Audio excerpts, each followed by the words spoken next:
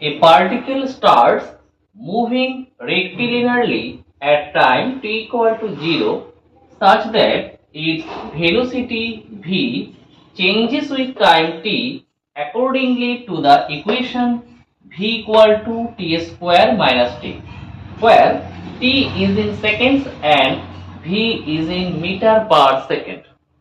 Find the time interval for which the particle retards. Option A, half less than t less than 1. Option B, half greater than t greater than 1. Option C, 1 by 4 less than t less than 1. Option D, 1 by 2 less than t less than 3 by 4. তো question কি বলেছে দেখো, a particle starts moving rectilinearly মানে সরলরেখা বরাবর চলছিল at time t equal to 0 such that its velocity v changes with time t accordingly to the equation v equal to t square minus t. তো ভেলোসিটির equation আমার দেওয়া আছে কি v equal to t square minus t, where t is in seconds and v is in meter per second. Find the time interval for which the particle retards.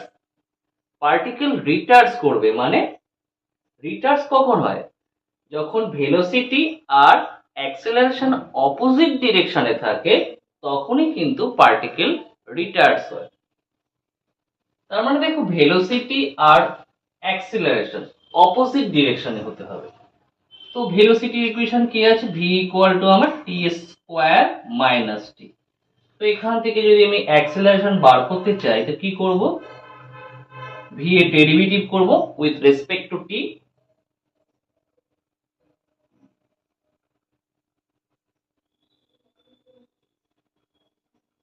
তো derivative করলে পাচ্ছি কত, 2t minus 1। এবার কি বললাম যে particle রিটার্ডস তখনই হবে যখন অ্যাক্সেলারেশন এন্ড ভেলোসিটি অপোজিট ডিরেকশনে হবে। দ্যাট মিন্স আমি যদি অ্যাক্সেলারেশনের সাথে ভেলোসিটির প্রোডাক্ট নিই তাহলে সেটা কি হবে, লেস দ্যান 0, কারণ অ্যাক্সেলারেশন আর ভেলোসিটি অপোজিট ডিরেকশনে। তার মানে একটা যদি আমার ভেলোসিটি যদি পজিটিভ হয় তাহলে অ্যাক্সেলারেশন আসবে নেগেটিভ, আর পজিটিভ আর নেগেটিভ মাল্টিপ্লাই করলে আমরা পাবো নেগেটিভ, দ্যাট মিন্স সেটা আসবে লেস দ্যান 0। তো এর ভ্যালু কত এসছে, 2t মাইনাস 1, আর ভি এর ভ্যালু কত, t square minus t, less than equal sorry less than 0। আর এখান থেকে দেখো টি কমন নেওয়া যায়, সেটা আগে লিখছি আমি, 2t মাইনাস 1, এই টিটা কমন নেই সেটা এখানে লিখেছি। তো পড়ে থাকে টি মাইনাস 1 লেস দ্যান 0। এবার এখানে অপশন কি হতে পারে, টি ইন্টু এটা লেস দ্যান 0, মানে এটা হতে পারে যে টি লেস দ্যান 0, বাট টি তো নেগেটিভ হতে পারে না। তো আমরা পাবো 2t minus 1 into T minus 1 less than 0। এখন এই দুটোর প্রোডাক্ট যদি 0 লেস দ্যান 0 হয় তাহলে কন্ডিশন এরকম হতে পারে, হয় 2t মাইনাস 1 গ্রেটার দ্যান 0 আর t মাইনাস 1 লেস দ্যান 0।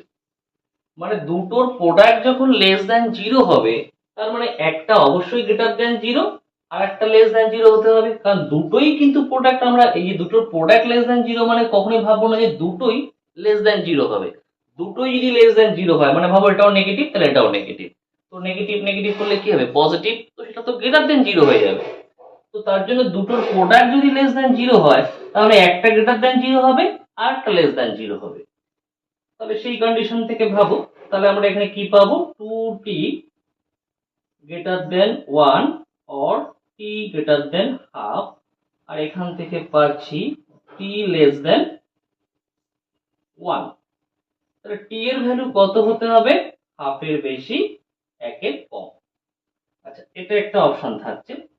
আর একটা কন্ডিশন যেটা হতে পারতো সেটা হচ্ছে এর উল্টোটা, মানে 2t মাইনাস 1 লেস দ্যান 0। এটা যদি লেস দ্যান 0 হয় তাহলে t মাইনাস 1 এটা হতে হবে গ্রেটার দ্যান 0। তো সেই কন্ডিশন থেকে কি পাবো, 2t less than 1 or t less than half, আর এখান থেকে পাচ্ছি t greater than 1। এইখানে যেটা পাবো সেটা দেখো t এর ভ্যালু হাফ এর কম 1 এর বেশি, সেটা কি পসিবল? t এর ভ্যালু হাফ এর কম আবার 1 এর বেশি, সেটা কি করে হবে? তাহলে এটা পসিবল নয়। তাহলে পসিবল কন্ডিশন এটা পেলাম যে t এর ভ্যালু যদি হাফ এর বেশি 1 এর কম থাকে তবেই আমাদের পার্টিকেল রিটার্ডস করবে। তো t এর ভ্যালু হাফ এর বেশি 1 এর কম কোথায় আছে? t এর ভ্যালু হাফ এর বেশি 1 এর কম, এ দেখো t এর ভ্যালু এখানে আছে 1 এর কম আবার হাফ এর বেশি, তাহলে option A is the correct answer.